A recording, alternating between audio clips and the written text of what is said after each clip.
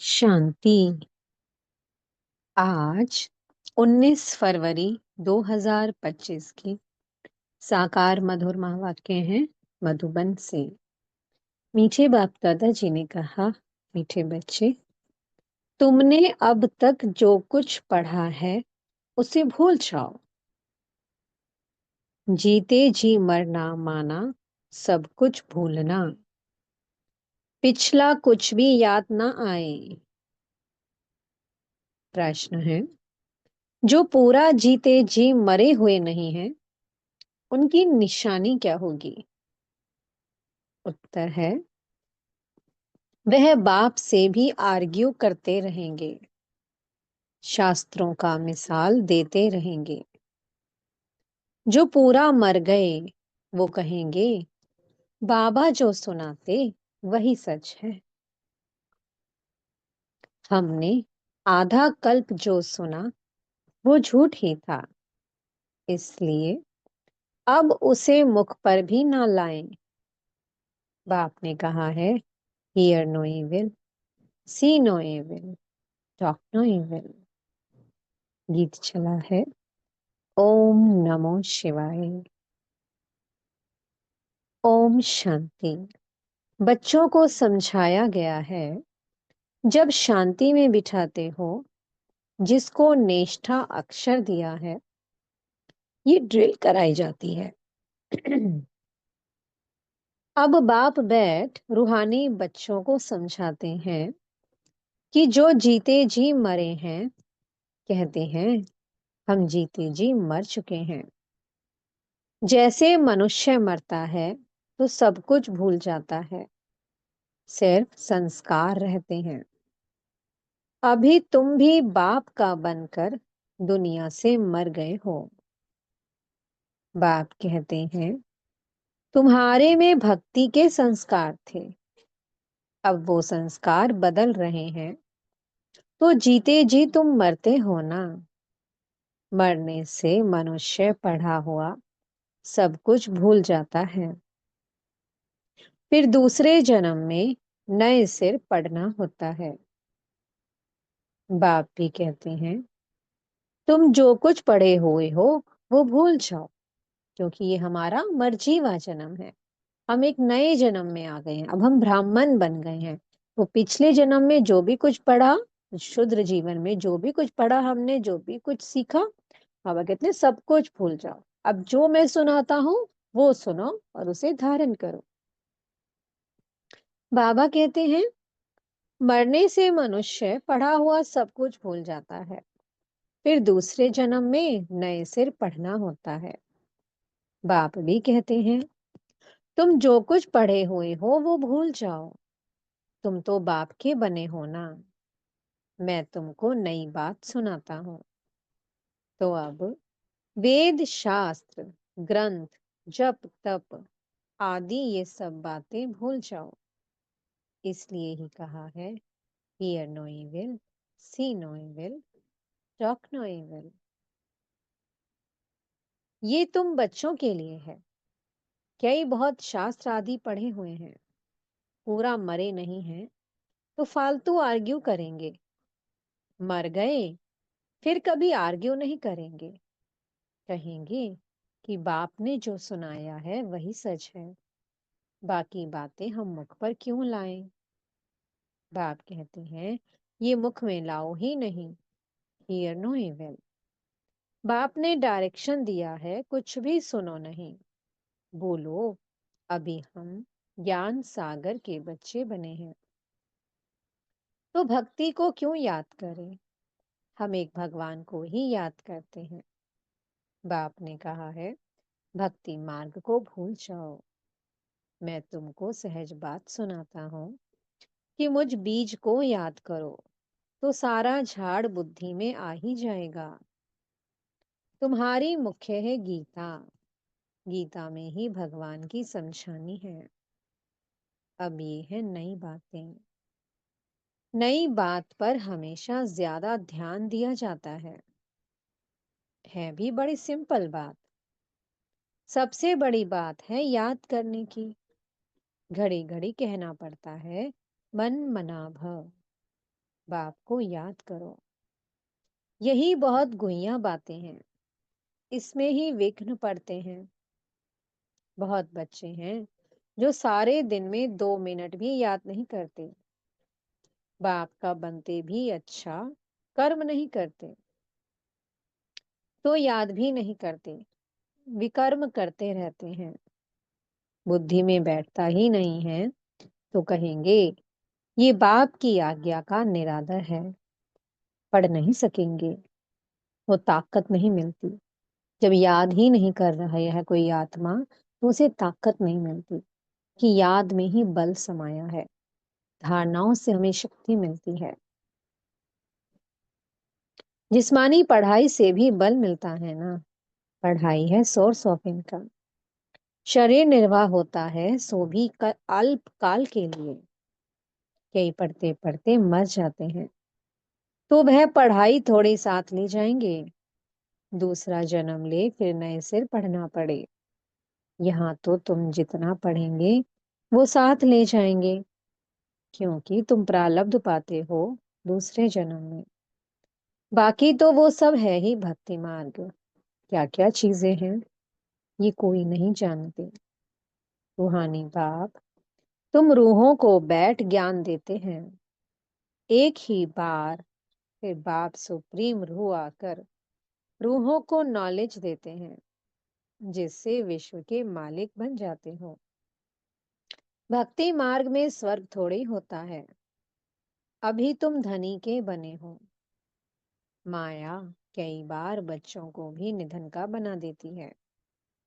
छोटी छोटी बातों में आपस में लड़ पड़ते हैं। बाप की याद में नहीं रहते तो निधन के हुए ना। निधन का बना तो जरूर कुछ न कुछ पाप कर्म कर देंगे। बाप कहते हैं मेरा बनकर मेरा नाम बदनाम ना करो। एक दो से बड़ा प्यार से चलो, उल्टा सुल्टा बोलो मत। बाप को ऐसी ऐसी अहिल्याएं, कुब्जाएं, भीलनियों का भी उद्धार करना पड़ता है। कहते हैं भीलनी के बेर खाए। अब ऐसे ही भीलनी के थोड़े खा सकते हैं।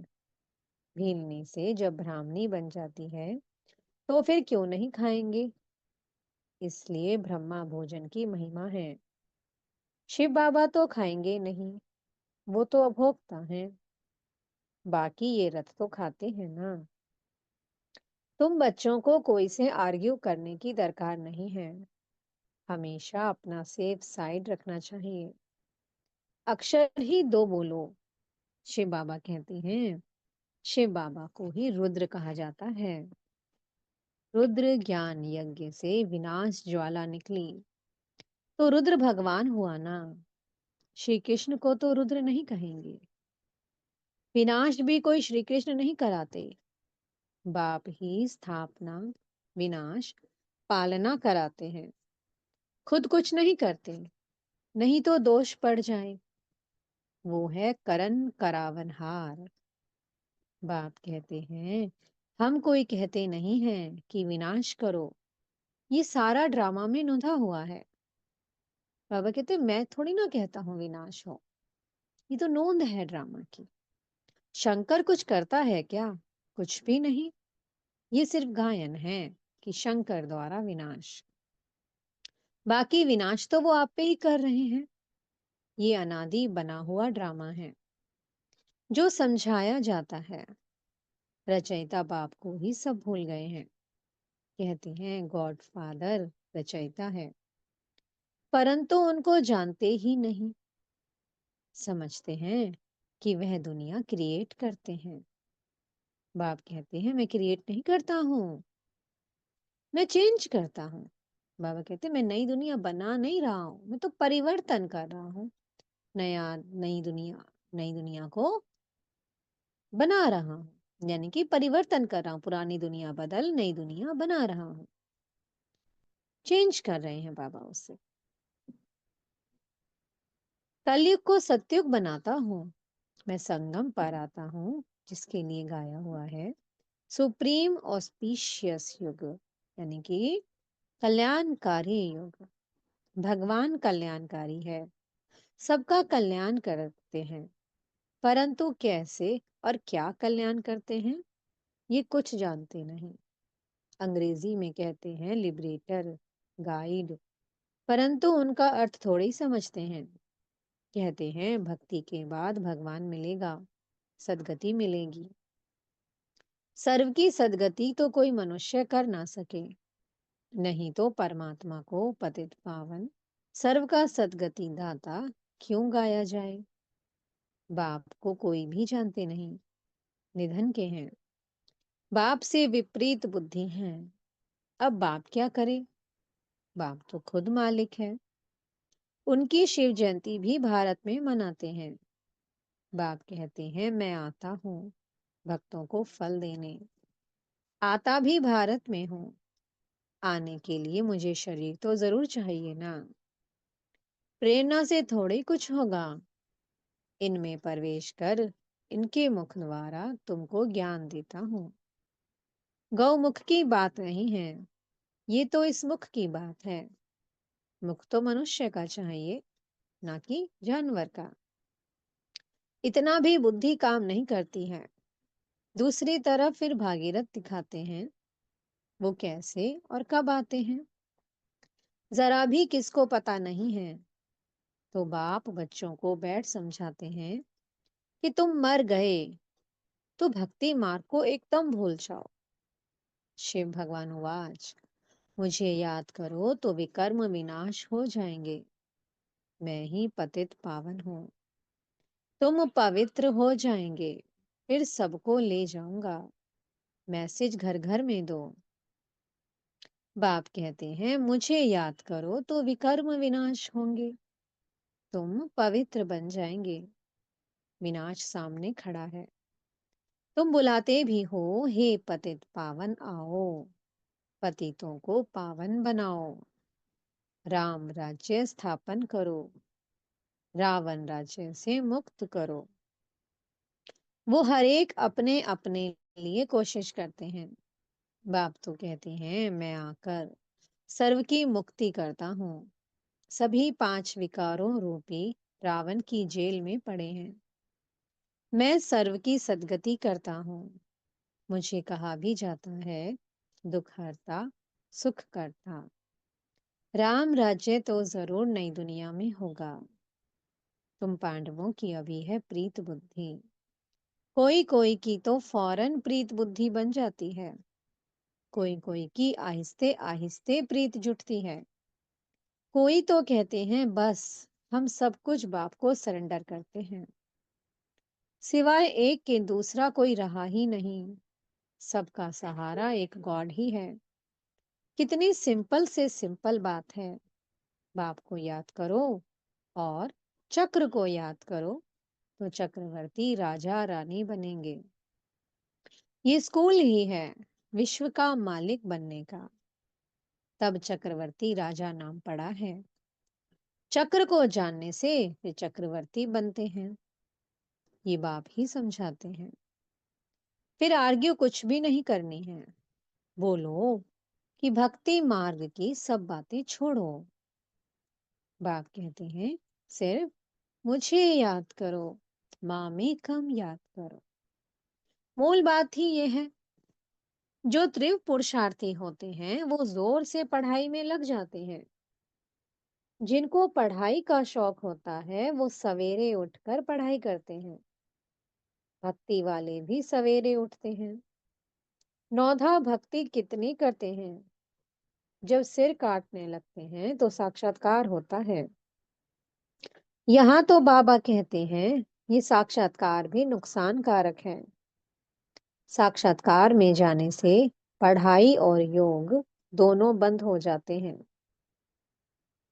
टाइम वेस्ट हो जाता है। इसलिए ध्यान आदि का शौक तो बिल्कुल नहीं रखना है। सिर्फ याद पर हमारा अटेंशन रहे। ये भी बड़ी बीमारी है जिससे माया की प्रवेशता हो जाती है।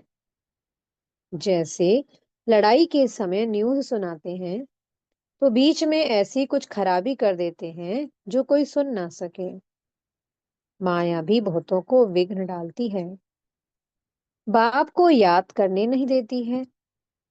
समझा जाता है इनकी तकदीर में विघ्न है।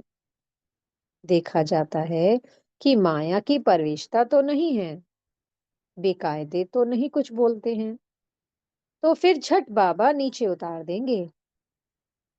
बहुत मनुष्य कहते हैं हमको सिर्फ साक्षात्कार हो तो इतना सब धन माल आदि हम आपको दे देंगे।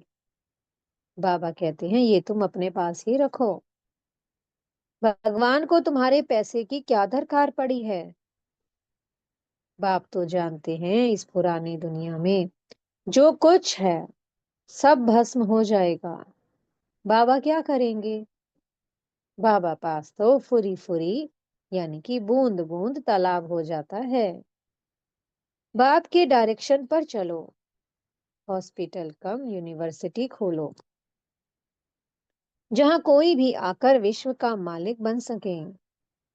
3 पैर पृथ्वी में बैठ तुमको, मनुष्य को नर से नारायण बनाना है। परंतु 3 पैर पृथ्वी के भी नहीं मिलते हैं।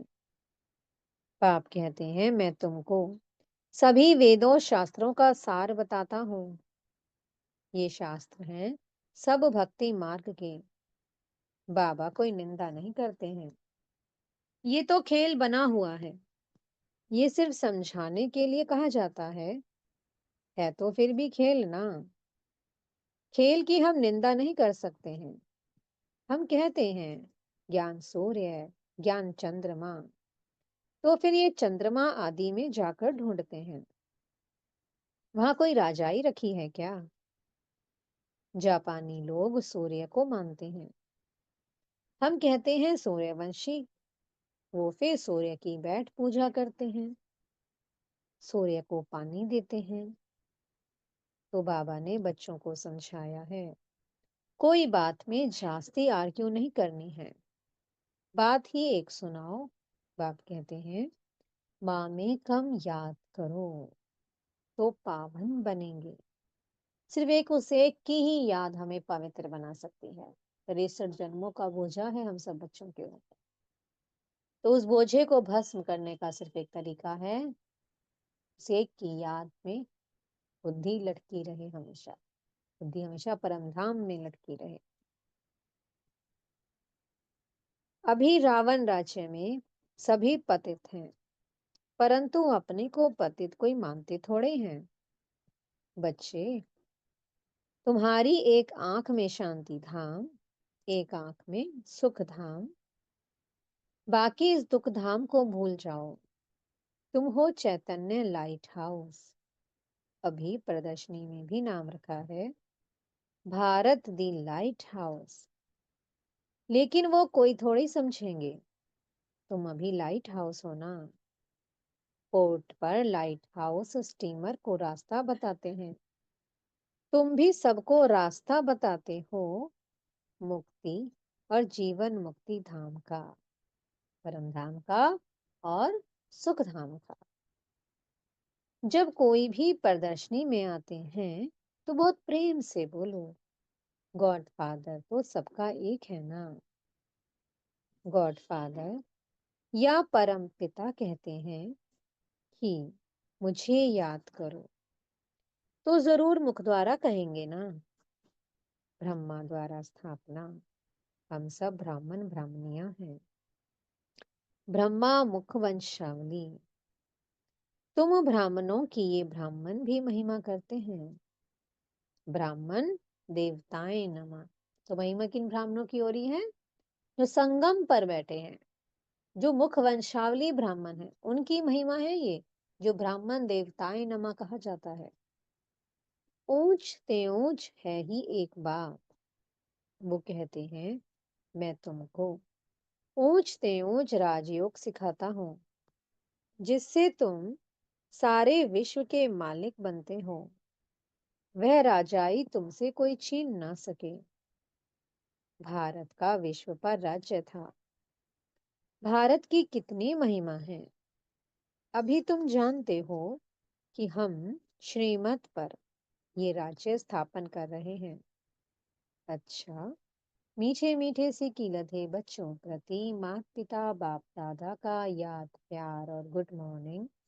रूहानी बाप की रूहानी बच्चों को नमस्ते। हम रूहानी बच्चों की मीठे रूहानी बाप दादाजी को बहुत बहुत याद प्यार, गुड मॉर्निंग और नमस्ते। धारणा के लिए मुख्य सार है। पहला पॉइंट, तीव्र पुरुषार्थी बनने के लिए पढ़ाई का शौक रखना है।